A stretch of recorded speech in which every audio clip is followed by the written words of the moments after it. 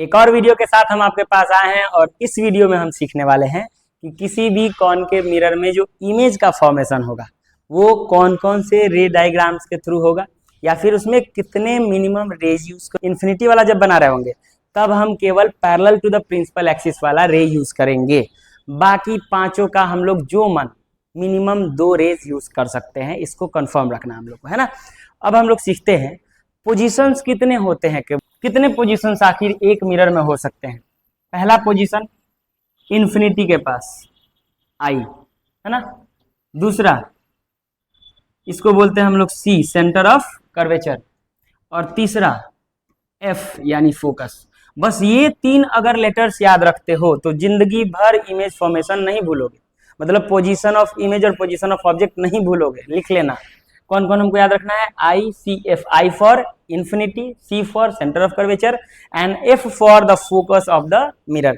अब इसका ट्रिक आखिर क्या है, इसको हम लोग अच्छे तरीके से समझेंगे। ये समझते हैं ट्रिक है एफ सी आई, और एक तरफ लिख लो आई सी एफ।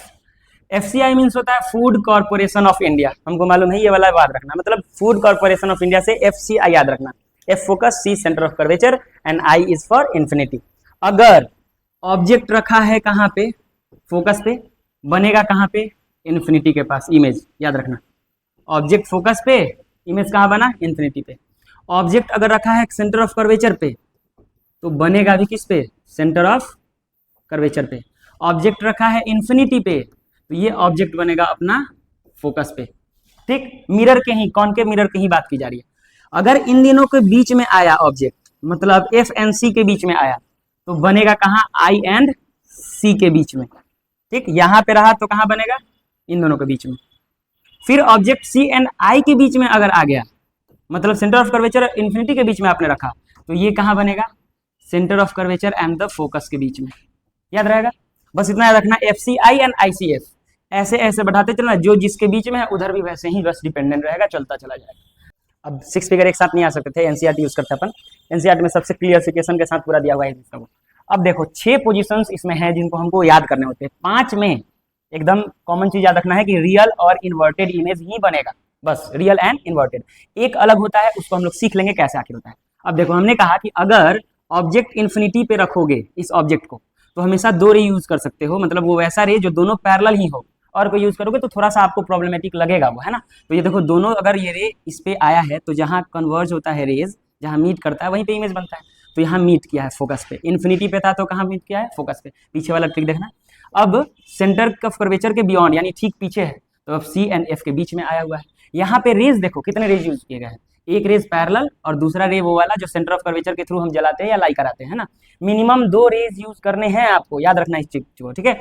अगला है तीसरा कहाँ पे होगा, मतलब ये सारा आपको एक बार देख लेना होगा, वीडियो लंबा हो जाएगा, ज्यादा खींचेगा इसलिए हम बना नहीं रहे, है ना। अब देखो 5वां 6ठा पढ़ते हैं जो कि बहुत इंपॉर्टेंट है। सारे जगह पे इमेज और उसका पोजीशन तो ट्रिक से याद कर लोगे। एक चीज याद रखना कि पांचों जगह जो ये 5 पोजीशन है, हमारे 5 केसेस हैं, इनमें रियल एंड इन्वर्टेड इमेज ही बनेंगे। एक छठा केस में बस बनता है कि वर्चुअल और इरेक्ट बन जाता है। कैसे, जब देखो focus of the mirror and pole of the mirror के बीच में कोई ऑब्जेक्ट रखोगे तो बिहाइंड द मिरर बन जाता है। क्या बनता है, बिहाइंड द मिरर। और बिहाइंड द मिरर हर चीज हम लोगों ने साइन कन्वेंशन भी पढ़ा है, आप उसका भी वीडियो ट्रिक जाके देख सकते हैं, बहुत अच्छे से आपको समझ में आएगा। तो जो पीछे बने हुए चीज होते हैं, चित्र होते हैं, इमेज होते हैं, उनको हम बोलते हैं वर्चुअल एंड इरेक्ट बने हुए हैं। कौन कौन, वर्चुअल एंड इरेक्ट, देख रहे हो सीधा है ना। तो ये छठे केस में बस याद रखना है, बाकी सारा केस आपको याद रख लेना है। उम्मीद है समझ में आया होगा। समझ में आया हो तो वीडियो को लाइक करो, शेयर करो, सब्सक्राइब